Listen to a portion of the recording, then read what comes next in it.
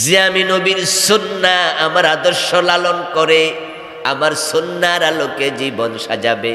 সুন্নাহ মানি নিয়ম নীতি, সুন্নাহ মানি তরিকা পন্থা।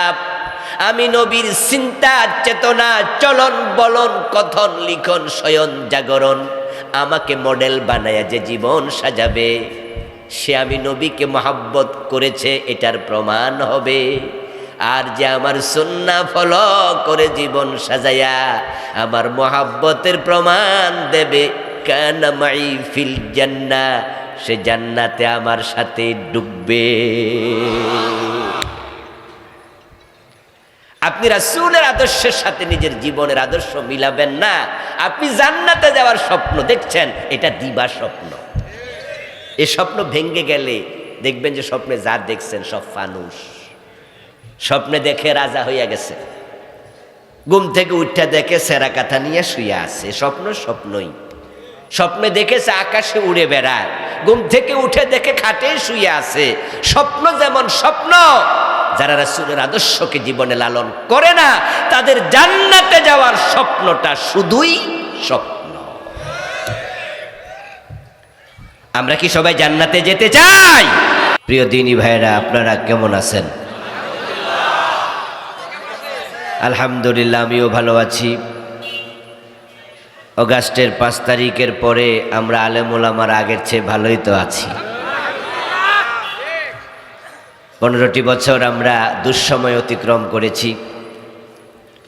আল্লাহ তাআলার বড় করুণা আমাদের উপরে, তিনি আমাদের এই পরীক্ষা আরও লম্বা করতে পারতেন, কিন্তু তিনি আমাদের উপর করুণা করলেন। সারা দেশের ইসলামপন্থী মানুষেরা এখন সুখে দিনাতিপাত করছে। ইসলাম মানার কারণে, কোরআনের পক্ষে থাকার কারণে এখন আর কেউ অ্যারেস্ট হয় এমন খবর শোনা যায় না। সারাটা দেশে কোরআনের মাহফিলগুলো বিগত 3 মাস 3.5 মাস ধরে অবারিতভাবে চলছে। এখন আর মাহফিলের জন্য কারোর অনুমতির প্রয়োজন হয় না। এই জমিনকে আল্লাহ তাআলা উন্মুক্ত করে দিলেন, অবারিত করে দিলেন। এখন আমরা ইসলামওয়ালারা আলহামদুলিল্লাহ আগের চেয়ে ভালো আছি। আমাদেরকে ভালো রাখলেন কে?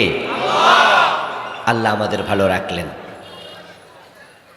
এই জমিনের মালিক তো কোনো মানুষ না, জমিনের মালিক কে? কোরআন কার কালাম? তো আল্লাহর কালাম আল্লাহর জমিনে বলতে মানুষের অনুমতি নিতে হবে, এটা নিঃসন্দেহে জুলুম, এটা অন্যায়।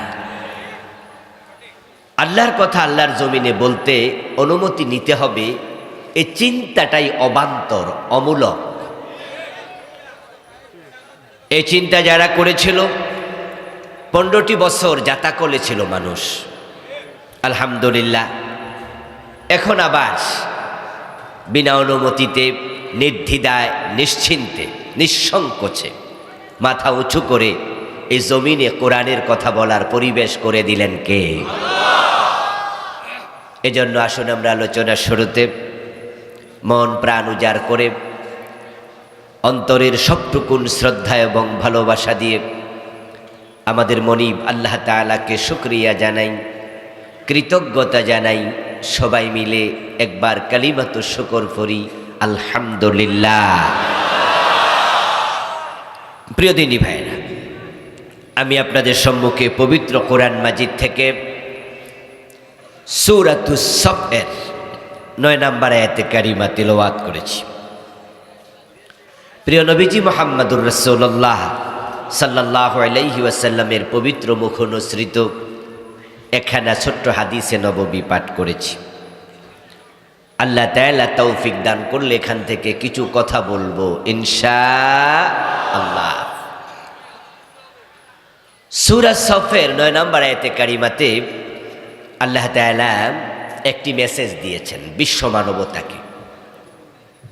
মেসেজটির মূল অংশ হল নবী মুহাম্মদের জীবনের উদ্দেশ্য।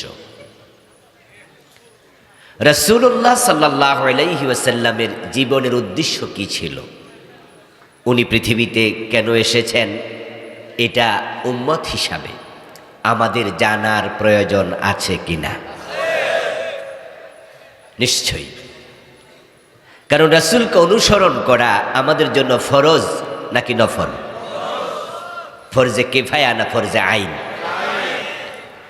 তো যাকে মানতে হবে তাকে জানতেও হবে।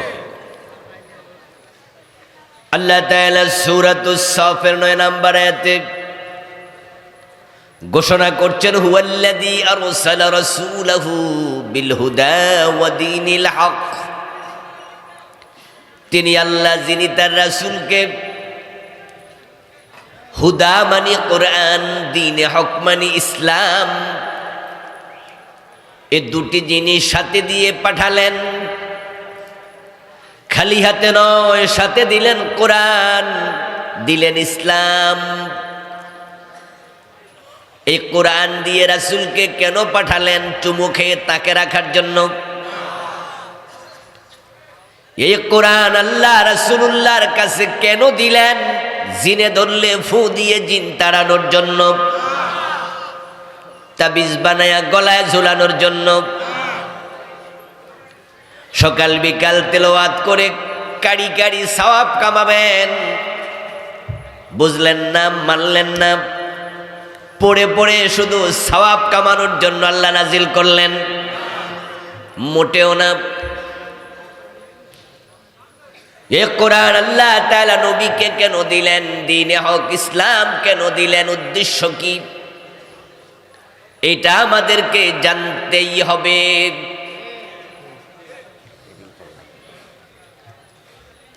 রাসূলুল্লাহ সাল্লাল্লাহু আলাইহি ওয়াসাল্লামকে আল্লাহ যে জন্য পাঠালেন, তার জীবনের লক্ষ্য যেটা ছিল,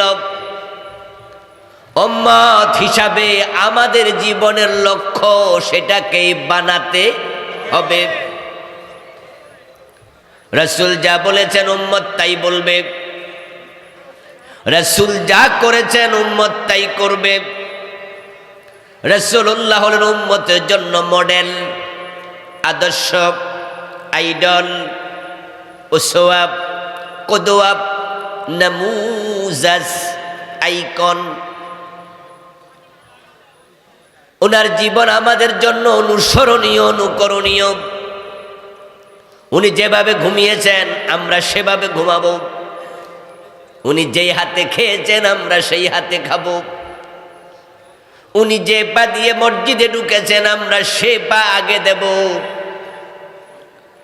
উনি যেইভাবে দেশ চালাইছেন আমরা সেভাবে রাষ্ট্র চালাবো। ওনার জীবনের বটম থেকে টপ, নবীজি মুহাম্মাদের ব্যক্তি জীবন থেকে আন্তর্জাতিক বলয়, ওনার চুল কাটা, নখ কাটা থেকে শুরু করে রাষ্ট্র পরিচালনা সবটা আমাদের জন্য আদর্শ। উনাকে ব্যতীত দুনিয়ার অন্য কোনো মানুষকে আদর্শ মানা মুসলমানের জন্য জায়েজ নাই। আল্লাহ তাআলা বলছেন, লাকাদ কানা লাকুম ফি রাসূলিল্লাহি উসওয়াতুন হাসানা। তোমাদের জন্য রাসূলুল্লাহর জীবনে আছে সর্বোত্তম আদর্শ। এই আদর্শটাকে অনুসরণ করা আমাদের জন্য আবশ্যক, ফরজ। অনুসরণ না করলে জান্নাত মিলবে না। রাসূলুল্লাহ সাল্লাল্লাহু আলাইহি ওয়াসাল্লামের অনুসরণ না করলে উম্মত হওয়া যায় না। উম্মত দাবি করা যায়, উম্মত হওয়া যায় না। যেই উম্মত নবীকে অনুসরণ করবে না সে উম্মত জান্নাতি উম্মত নয়। আল্লাহর নবীর জীবনকে অনুসরণ করে জীবন সাজাইছে। একবারে ব্যক্তি জীবন থেকে আন্তর্জাতিক জীবন পর্যন্ত অর্থনীতি, সমাজনীতি, স্বরাষ্ট্রনীতি, পররাষ্ট্রনীতি, শিক্ষানীতি, সাংস্কৃতিক নীতি, একবারে জীবনের সব জায়গায় রাসূলকে মেনে চলছে এমন মানুষের সংখ্যা বেশি না কম? এজন্য জান্নাতি উম্মতের সংখ্যা কম। নবীর অনুসরণের সাথে আমাদের জান্নাত রিলেটেড। রাসূলুল্লাহ সাল্লাল্লাহু আলাইহি ওয়াসাল্লামকে মেনে চলার সাথে আমাদের জান্নাত সম্পৃক্ত। যে মানবে সে জান্নাতি, যে মানবে না সে জান্নাতি হতে পারবে না। যেহেতু আল্লাহর হাবিবকে অনুসরণ করে চলার মতো মানুষ কম, এজন্য জান্নাতি মানুষের সংখ্যাও কম। রাসূলের উম্মত হলেই জান্নাতি, ব্যাপারটা মোটেও তা নয়। ক্বালা রাসূলুল্লাহি সাল্লাল্লাহু আলাইহি ওয়াসাল্লাম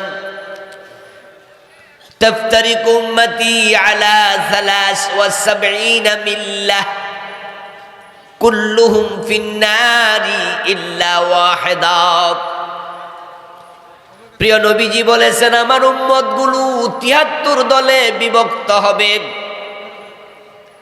তার মাঝে ৭২ দল জাহান্নামী হবে।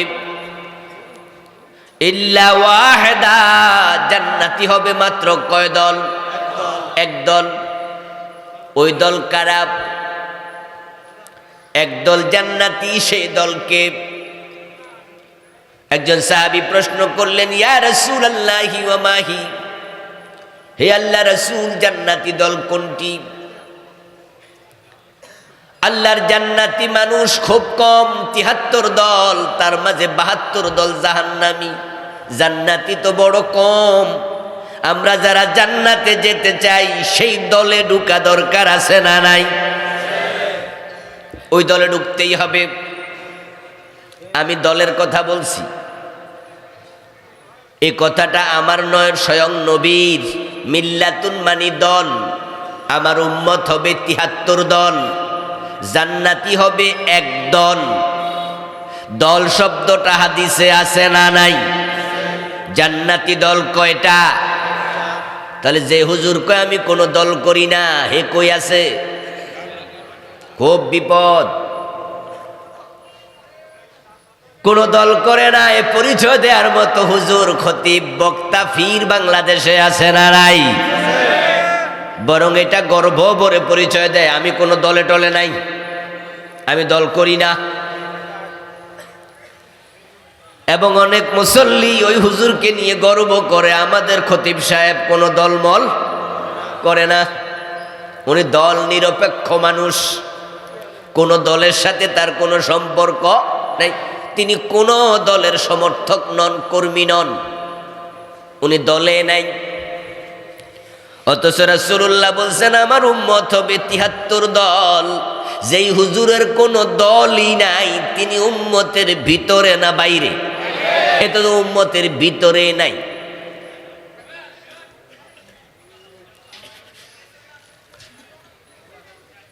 মানুষ যখন মারা যায়, কবরে দেওয়ার সময় একটি দোয়া আছে, বিসমিল্লাহি ওয়া আলা মিল্লাতি রাসূলিল্লাহ। কেন শব্দ হলো মিল্লাত?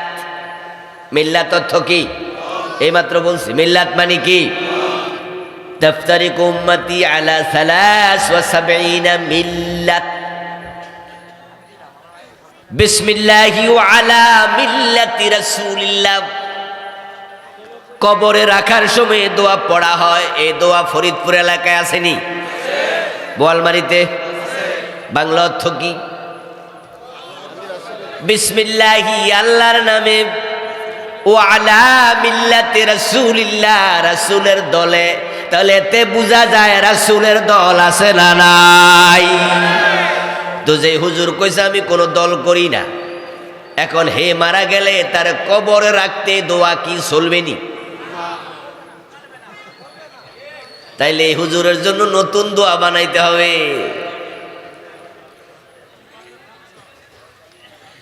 ও দোস্ত, সুবিধাবাদী আলেমদের কারণে দেশে ইসলাম কায়েম হতে দেরি হচ্ছে।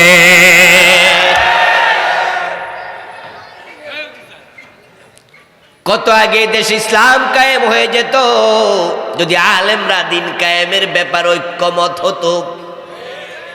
আমি তো বুঝি, আমি তো ভাবি, যদি বাংলাদেশের সব দলের আলেমেরা সব বিভাগের আলেমেরা, সব মাসলাকের আলেমেরা, শুধু তারা যদি বলে দিত দিন কায়েমের ব্যাপারে আমরা একমত হয়ে গেলাম, শুধু আলেমরা একমত হলে জালেমরা লেজ তুলে পালাতে বাধ্য হতো।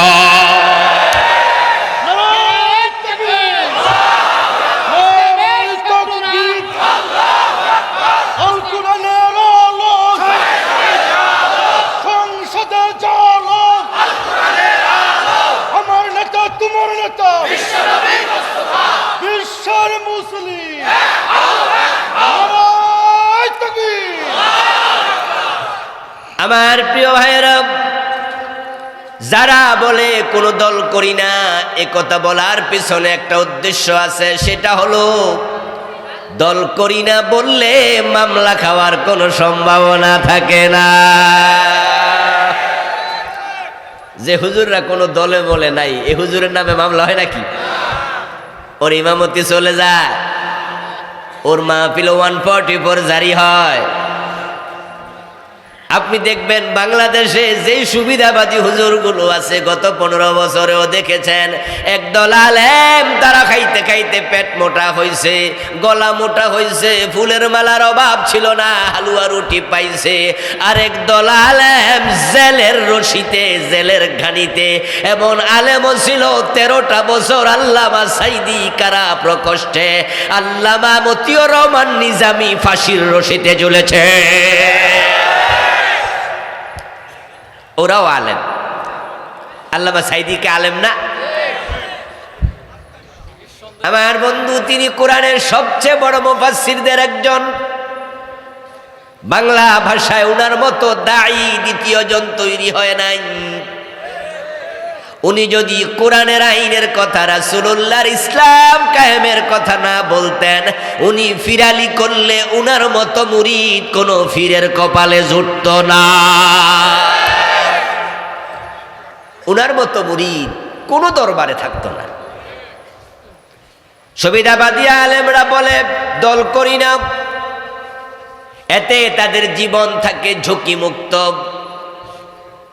তাদের জেলে যাওয়া লাগে না, মাইর খাওয়া লাগে না, রক্ত দেয়া লাগে না, তারা মনে মনে খুশি, আমরা আছি নিরাপদে। আপনাদের কাছে আমি প্রশ্ন করতে চাই, নবী মুহাম্মদ সাল্লাল্লাহু আলাইহি ওয়াসাল্লাম এবং তার সাহাবারা মাইর খাইছে কিনা? রাসূলুল্লাহ নিজে জেলে গেছে কিনা? রক্ত দিছে কিনা? তো এই হুজুর যে রক্ত দেয় না, জেলে যায় না, মাইর খায় না, টেনশনই নাই। দুনিয়ার আরাম বোধ করো, ভোগ করো, কিন্তু দুনিয়ার পরে আর একটা জীবন আছে, সেখানে তোমাকে কষ্টের জবাব দিতে হবে। শুধুমাত্র আলেম ওলামা নয়, আল্লাহর নবীর দলে আসে নাই এমন লোকের সংখ্যা লাখ লাখ, হাজার হাজার। ওরাও যখন মরে, আপনারা তখন কবরে দেওয়ার সময় এই দোয়া পড়ে দেন, বিসমিল্লাহি ওয়া আলা মিল্লাতি রাসূলিল্লাহ, তোমাকেও রাসূলের দলে তুলে দিলাম। যেই লোকটা পুরা জীবনে রাসূলের দলে ছিল না, তারে মরার পরে কবরে দেওয়ার সময় দোয়া পড়ে কোনো লাভ নাই, মরা লাশ আমার রাসূল গ্রহণ করবে না।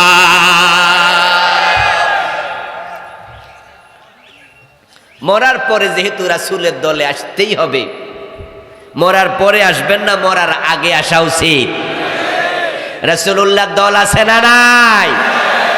ওই দলে মরার আগে চলে আসেন, চলে আসেন, চলে আসেন। মৃত্যু আজকেও তো হইতে পারে। এই যে আপনারা সবাই মিলে রাসূলের দলে মরা লাশ তুলে দিলেন, বলুন তো মরা লাশ যে 40, 50, 80 বছর রাসূলের দলে ছিল না, আজকে তারে গোসল টোসল দিয়া সুন্দর করে কাপন পরাইয়া তুলে দিলেন রাসূলের দলে। রাসূলের দলে লোকটা নিজে গেছে না পাবলিককে ধাক্কাই দিছে? তো নিজে না গেলে রাসূল তাকে নেবে কেন?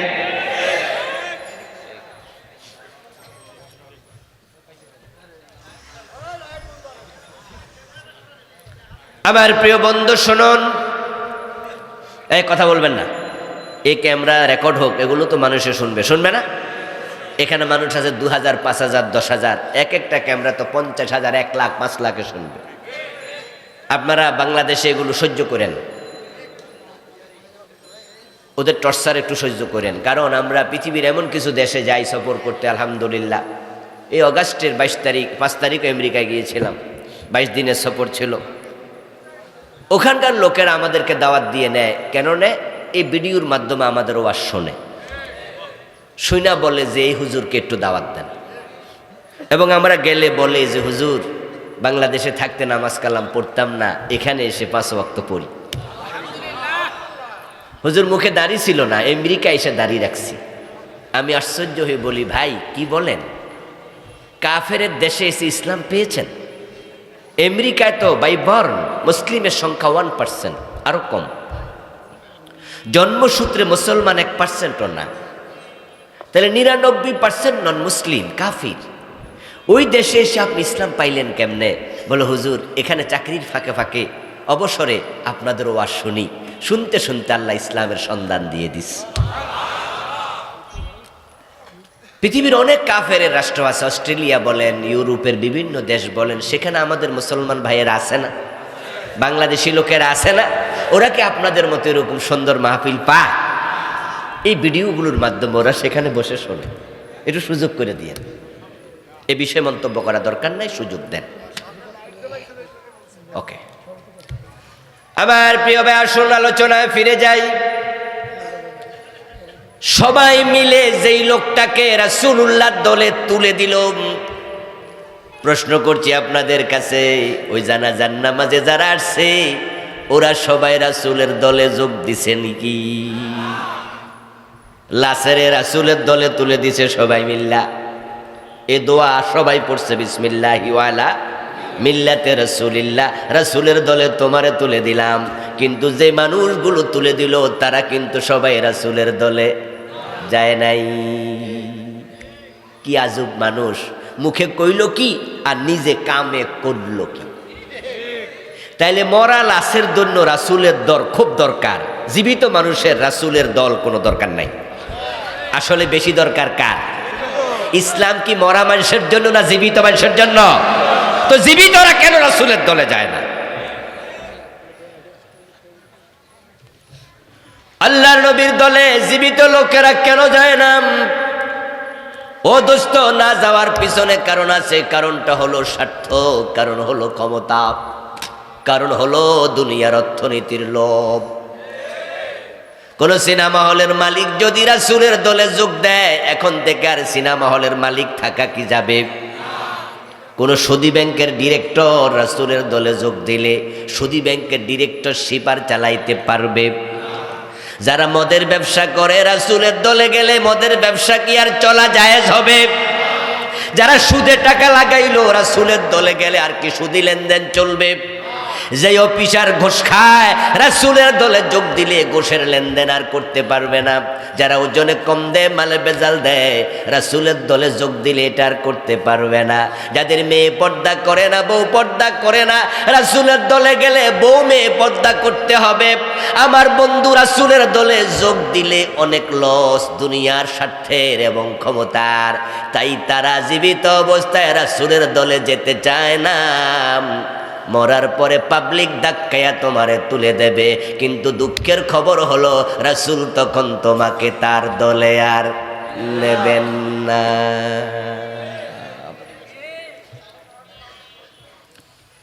সাহাবী জিজ্ঞাসা করলেন, ইয়া রাসূলুল্লাহ, ৭৩ দলের মাঝে ৭২ দল জাহান্নামী, জান্নাতি দল কোনটি? আমার প্রিয় নবীজি এবার জবাব দেন, মা আনা আলাইহি ওয়াসহাবি। জান্নাতি দল হলো আমি নবী মুহাম্মদ যার উপরে প্রতিষ্ঠিত এবং আমার সাহাবারা যার উপরে প্রতিষ্ঠিত।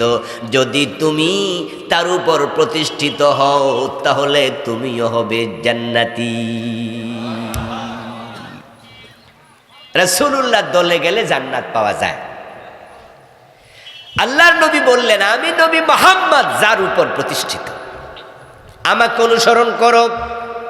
আমি যা মানি তোমরা তা মানো, আমি যা বলি তোমরা তা বলো, আমি যা করি তোমরা তা করো, তাহলে জান্নাতি।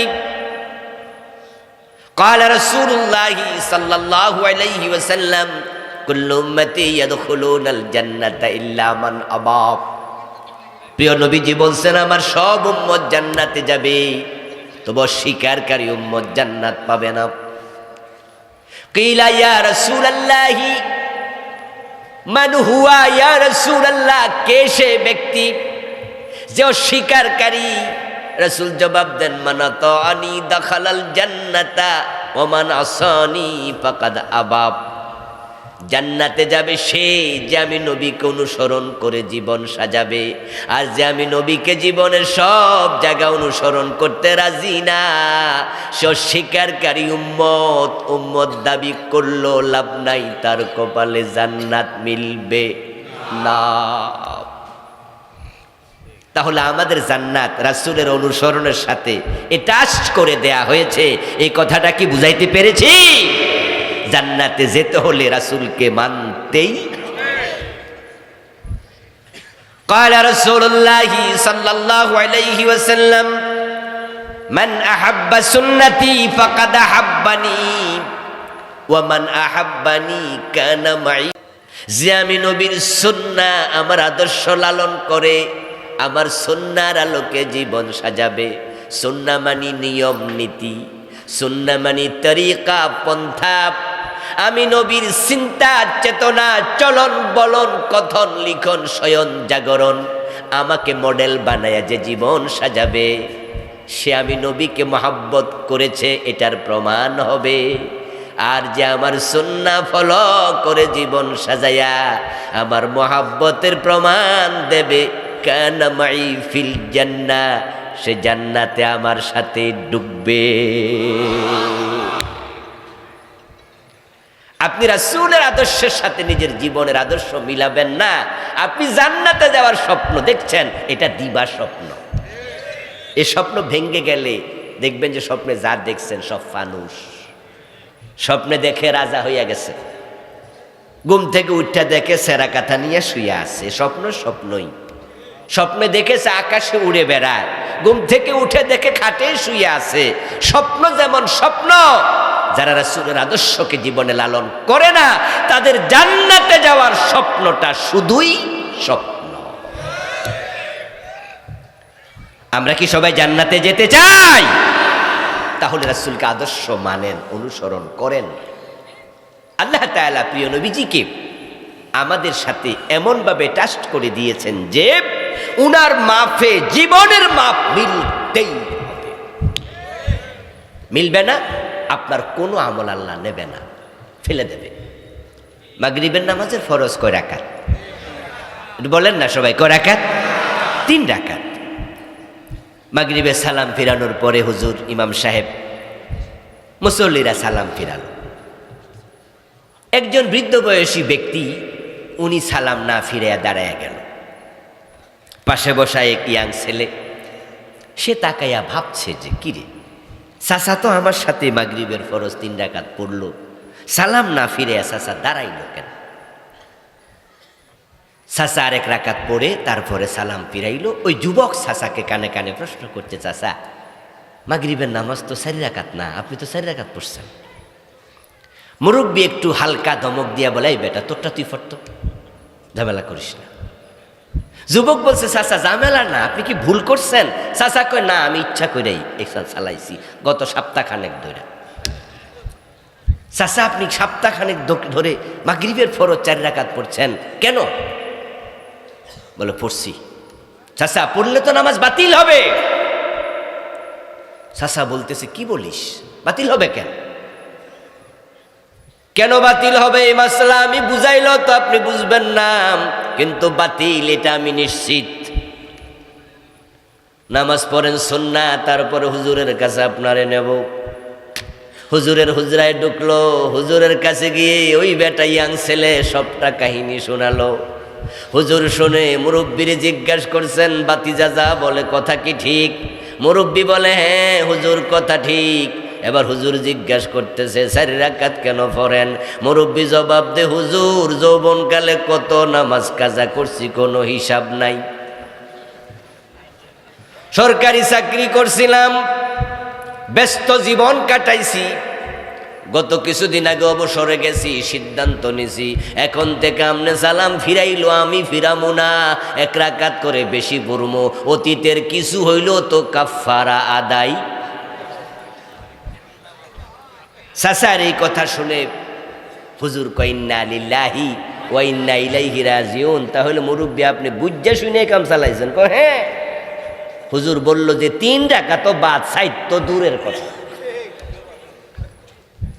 আপনার পিছনের কাজা কাফারার আশায় তো 4 পড়ছেন, 4 তো দূরের কথা, 3ও বাদ, আমও নাই সালা সুদ্দা।